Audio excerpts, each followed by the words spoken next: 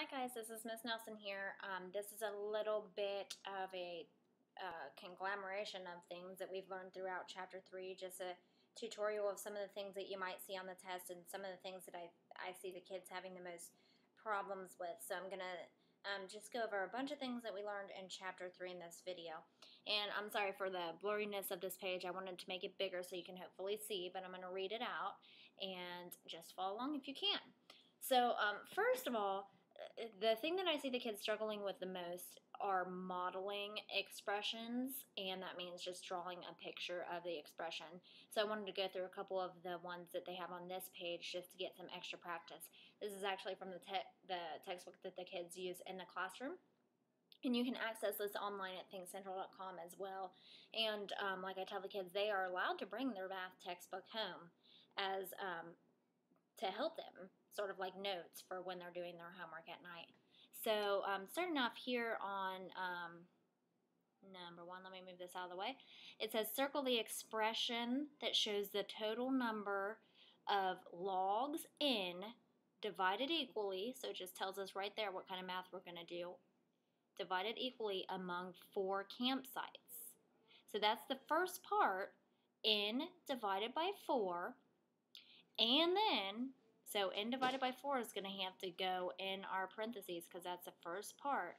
Then when we hear the words and then, that means we move on to our second step. So after we do that math, then 8 more logs are added to each campsite.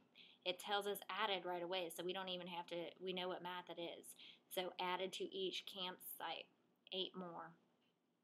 So the expression that would match that would be this one right here.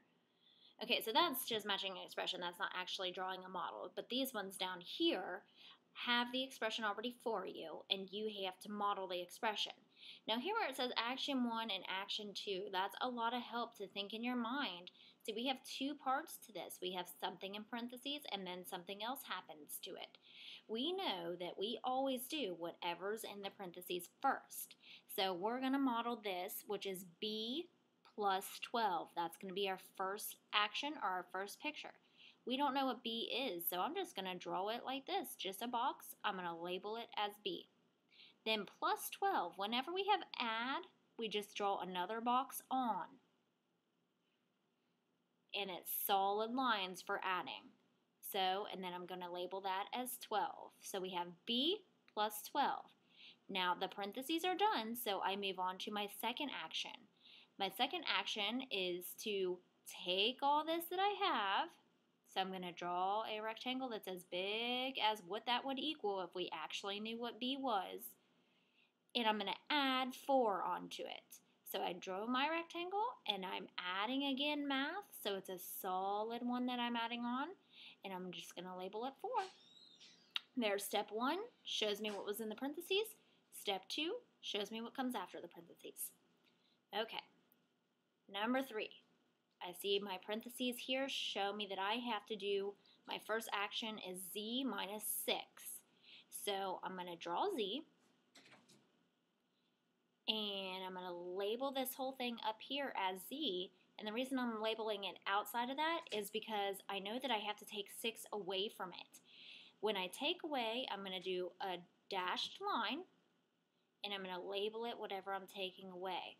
So think of this like I had a group of crayons.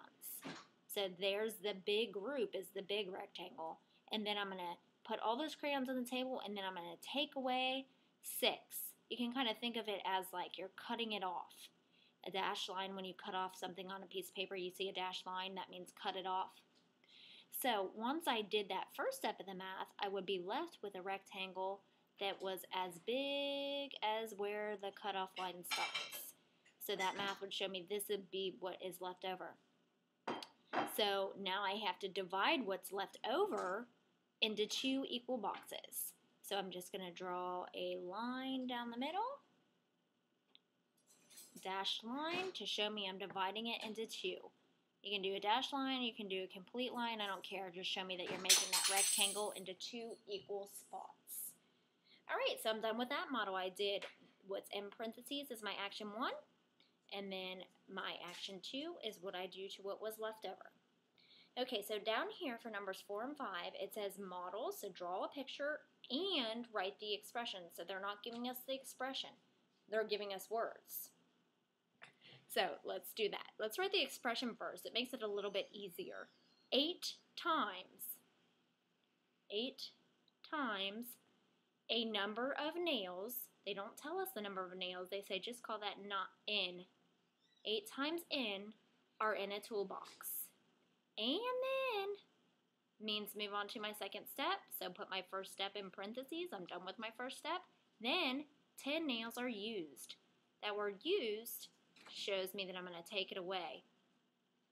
So I have my expression 8 times n, or the product of 8 and n, minus 10.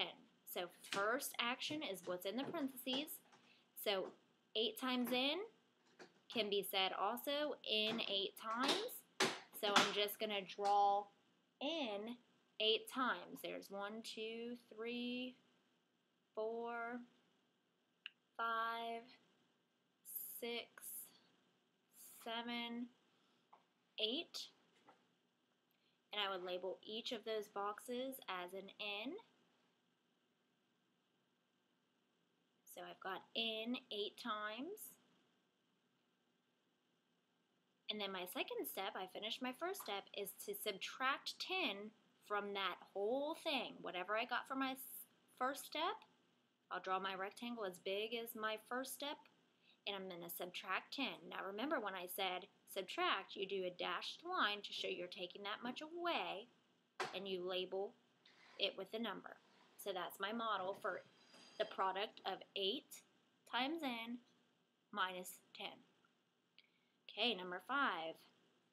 3 dimes and some quarters. They don't tell us how many quarters. They just say call that Q. 3 dimes and, that might be important, and some quarters are in a bank. Then 6 nickels are put in the bank. So then tells me move on to my second step. So I'm going to write this expression as 3 dimes and, which is plus, some quarters, which we're calling Q. That's what's in the bank. And then tells me that's the end of my first step, and I move on to my second step, and then 6 nickels are put in the bank as well. So put in, if we're adding more in, plus 6. So adding, just like up here in number 2, starting with 3 dimes, adding on to that Q. Finish my first step, so I redraw my rectangle as big as that would be together, and then add on 6 more. So that would be my model and my expression for number 5. All right, down here, again, this is getting a little bit low down here, but we'll try to do it anyway. It says model the expression. So here they've given us the expression already, and we just have to make a model for it. I think that looks like a J. J plus 6 is my first step. So I'm going to take J, draw a J, plus, we said we just draw on another box, plus 6. So I finish with my first step because that's where the parentheses end. Then I'm going to take that as big as it was and divide it into 8 equal boxes. Now my picture's small, so it's going to start to look a little bit messy here, but your picture would be better because you'll have more room on your paper. But I'm just going to draw it, dividing it into 8 equal boxes down here. So that's my model for J plus 6 divided by 8. Okay, now here, number 7, Z minus 2. That's what's in parentheses. That's what I'm doing first. So here's my Z. Remember, I label it at the top because I know I'm going to cut some of this off.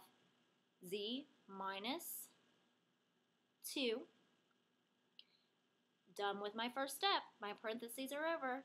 So I'm going to draw my rectangle as long as it would be after I cut off that 2. And then times 4. So I have to do this 4 times. So I got to make 3 more boxes that are this size. I'm going to run out of space on my paper, so I might have to go over to the left. So here's 3 that's about the same size of each. And then here's my 4th one. So I've got 4 of them that were the size of this after I cut off the 2. So that's how I model z minus 2 times 4. All right, hopefully this has helped you a little bit with modeling. This has just so far done with the first step being addition or subtraction. I'm going to try to look for some with multiplication and division to help you out with that. If you have any comments or questions or you need more explanations, just leave me a comment and I will try to get back to you as soon as possible. Thanks.